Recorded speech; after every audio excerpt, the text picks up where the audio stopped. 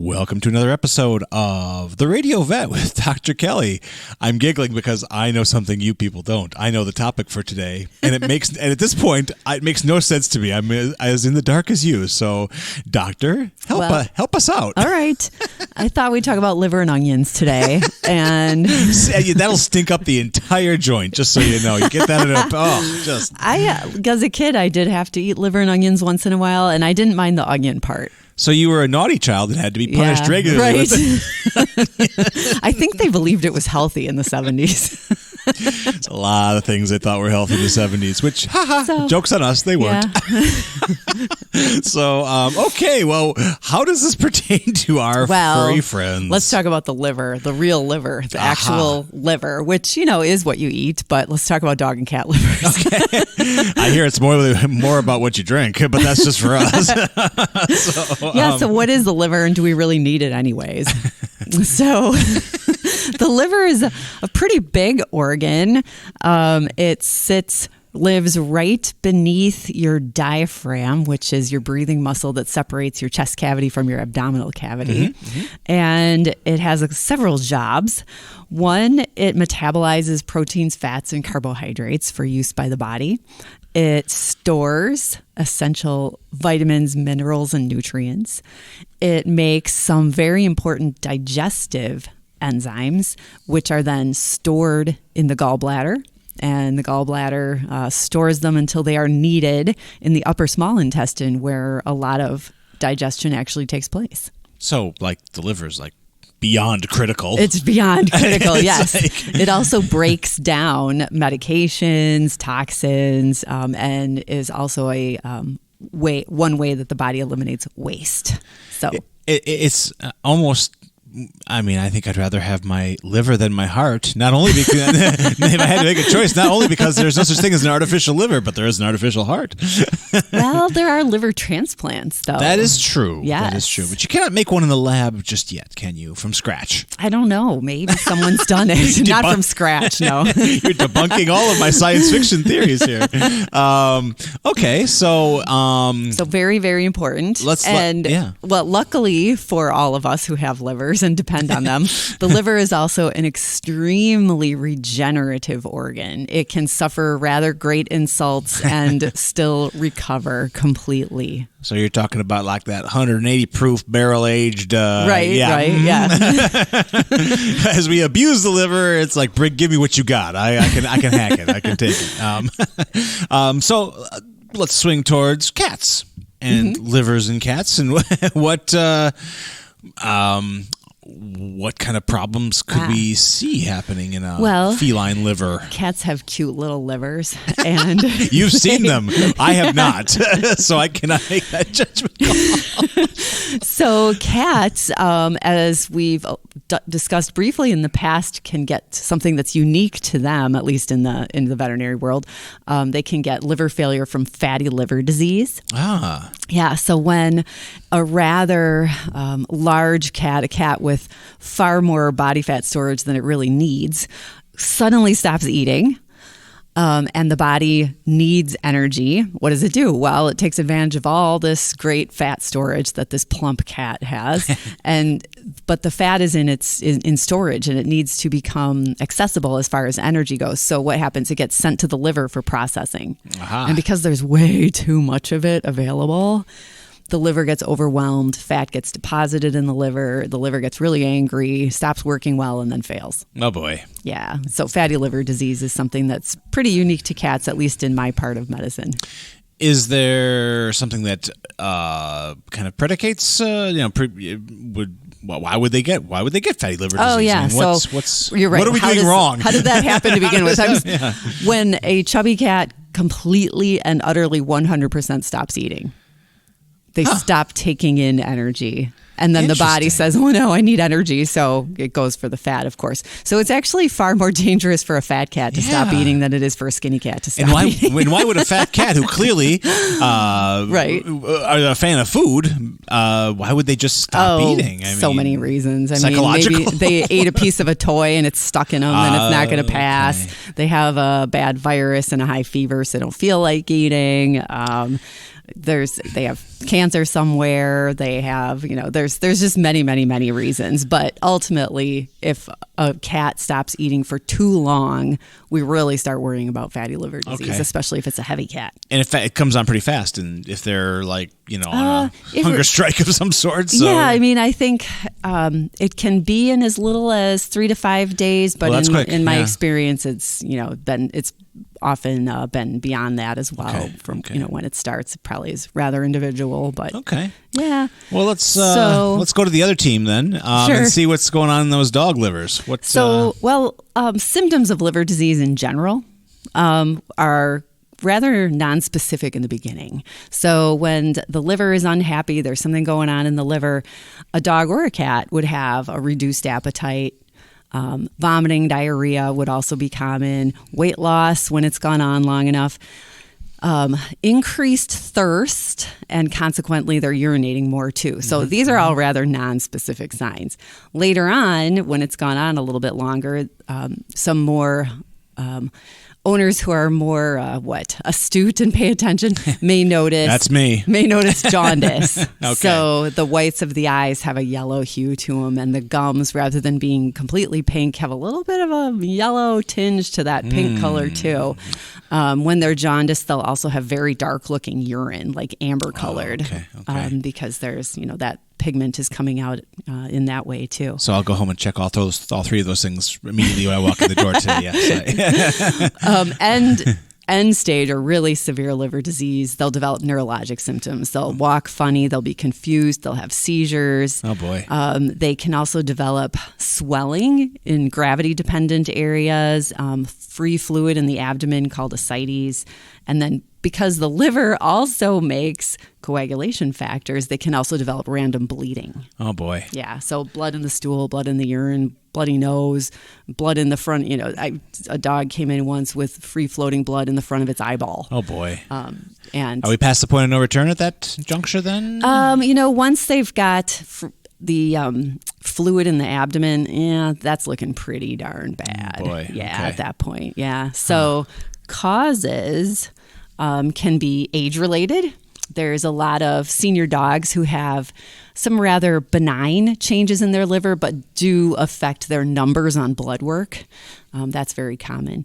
There's genetic liver conditions. In Yorkshire Terriers especially, there's something called a liver shunt, an abnormal circulation where the venous return, the blood that's been that's coming back from the intestines, the GI tract, rather than going to the liver and getting filtered, it bypasses the liver, and all these toxins that got absorbed stay in the liver. Okay. So there's some abnormal circulation that they were born with that in many cases can be corrected. Yeah.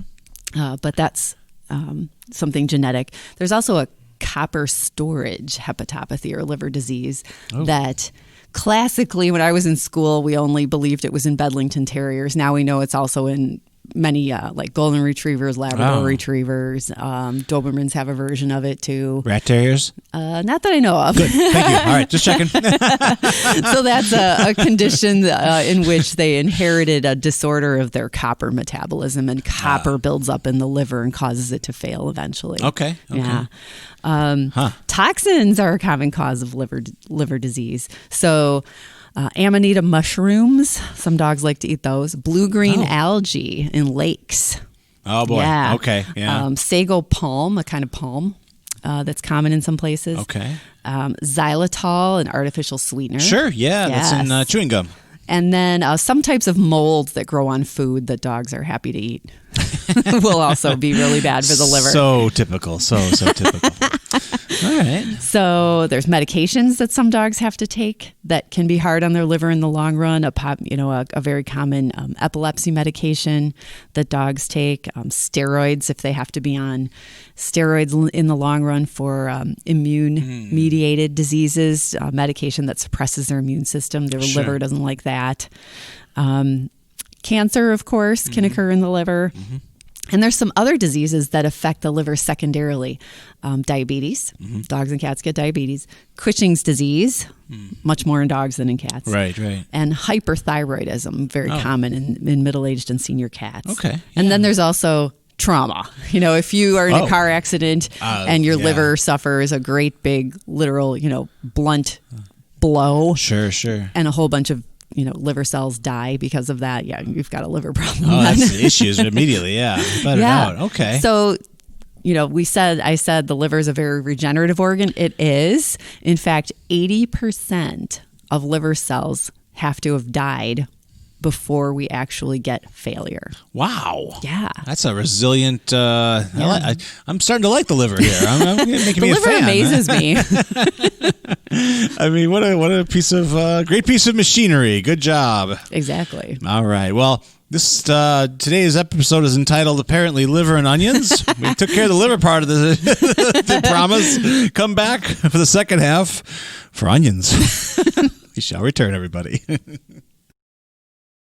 And we're back on the Radio Vet with Dr. Kelly here on CPL Radio, a show that has all sorts of facets. If someone had told me this morning when I got up that we'd be doing a show called Liver and Onions on the Radio Vet, I would have said, nah. Why Kelly not, wouldn't though? do Why that. not? My dad, boy, he loves liver. Oh my gosh. Oh, he doesn't get it very often because my mother says, this is bad for you. She's probably right, I'm assuming. But he's a fan. So, but when you think about it, what a miraculous organ the liver is. We have no right to eat anybody's liver. I mean, come on, it's a beautiful thing. And there we are just gobbling it up and frying it in a pan. It's so wrong. All right, here we are, second half of the show, the onion half of the show. We'll get to the onions. Do dogs have onions for organs? I don't know. No. I'm so confused. No, and they really shouldn't. I charge malpractice if you blame onions on. So all right. So just to finish up with that darn liver. Oh, sure.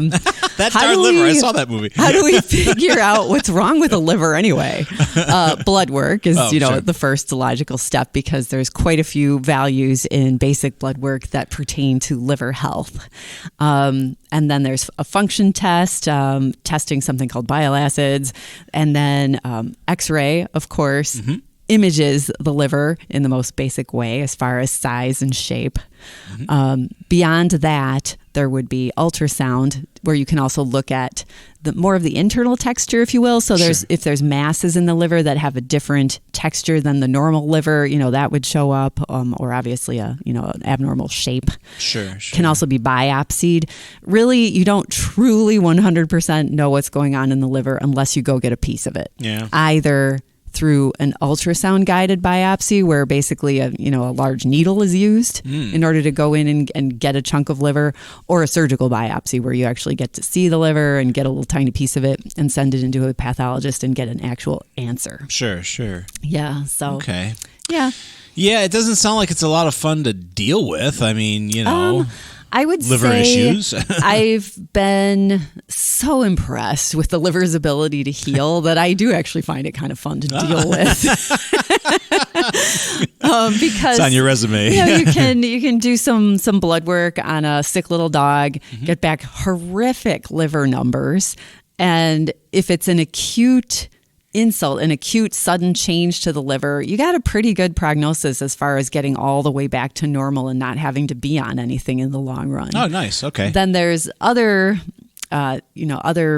more chronic conditions that we'll see also in which, the values are a little elevated and they go up slightly over a long period of time until we're like, okay, your dog has chronic hepatitis. Do we want to figure out what's going on, or do we want to try treating them? Because there are also many very successful liver treatments as far as supplements. With an acute insult, especially if a pet had a fever, we would most likely be reaching for an antibiotic, along with some kind of anti-inflammatory. I mentioned how steroids are use in the long run can raise liver values and eventually harm the liver if it really doesn't tolerate them.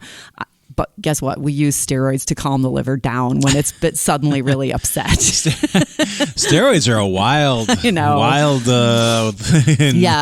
untamed land. We don't keep them on them permanently, in most cases, but they are part of acute therapy often to get the pet to feel better, eat, and get those numbers to start going down. And people too. I mean, there's a lot of people who have steroids part of their life, and it's a double-edged sword for them too. Yeah, and there also seems to be a chronic immune-mediated inflammatory hepatitis that you just can't quite necessarily always get a good control of without something like that. Okay. Yeah. Okay.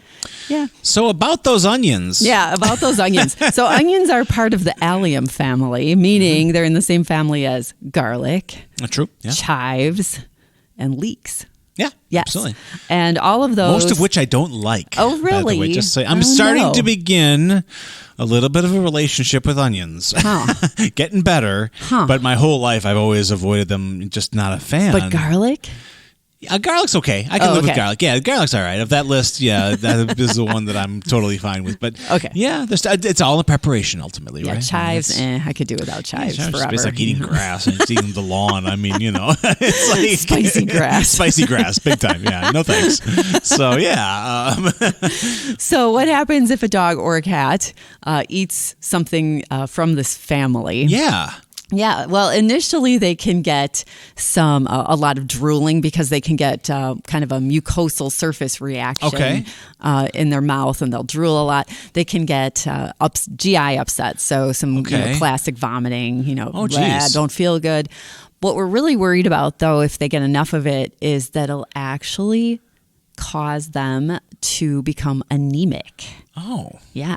Okay. So onions and its relatives have a substance in them that causes a lot of oxidative damage to dog and cat red blood cells. Oh my. And when the cells are damaged enough, they do what's called lyse. They essentially pop open and die. Oh boy. Yeah. Okay. All And right. so several days after eating something in this family, that's when they can be discovered to be anemic. Okay. Yeah. I feel terrible. It's entirely possible that I gave my boy a full onion ring from Hefner's last week. Yeah. Well, that is a cooked onion. Oh, okay. Which, would greatly, I believe, reduce the likelihood of the dangerous substance. It was mostly super breading. Effective. It was mostly oil and breading, I'm sure. No offense, no offense, Hefner's. They were delicious, but still. Great part of the onion ring. Well, too. yeah. There are breeds that are more susceptible in the dog world than the average dog to this damage. The Japanese breeds, the Akita and the Shiba Inu. Oh, very good. Yes. Okay. Ooh, Akitas are intense dogs. I've only met one, and they're very large. They're large and they're kind of hardcore. They don't seem to have a sense of humor. That's the thing with Akitas that I met one, and he just was very serious about everything. Yeah, they're serious. I was going to say they're stoic, but they are serious. Yeah, they just kind of stand there and they don't laugh at any jokes. Right. And I tried everything. Let me tell you. Interesting. I didn't try onion rings. Hey. Thankfully. Interesting. Okay. Yeah. So, onions, not so great for our pets, unfortunately. All right. Good but they to know. have no damaging effects on the liver. Okay. Very good. Just on the red blood cells. Fantastic. All right.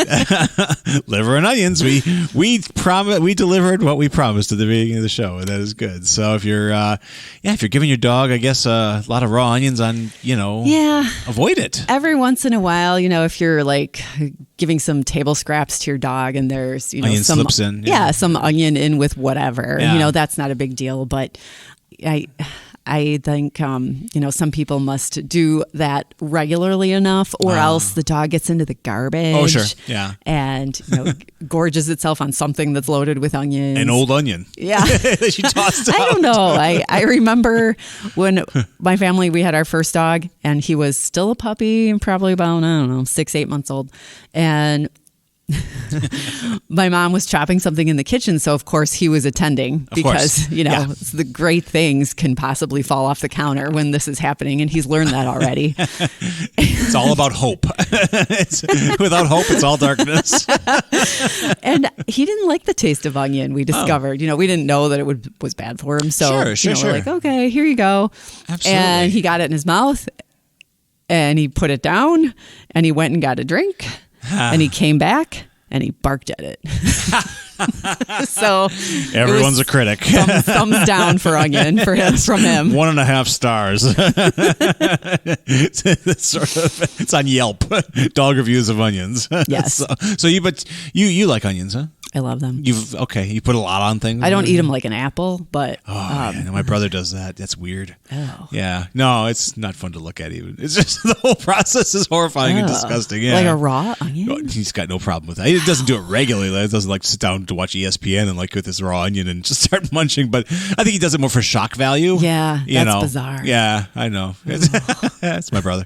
Wow. So, interesting. Yeah, but like I said, I'm starting to get really good onions on various things, and I'm starting to enjoy them and appreciate them. My wife and I, our relationship was predicated on like our mutual loathing of onions. But now that I've started to like onions, she's looking at me like I'm some sort of traitor. It's just, so I'm afraid there's going to be papers filed soon. I don't know. I have to be careful here. It's irreconcilable onion will be the that's how it goes. Yeah, we'll watch hope out for the best. for that. Absolutely. So, well, thank you for all the great information, and next week, chopped liver and diced onions. I don't know. We'll figure something out here on the Radio Vet with Dr. Kelly on.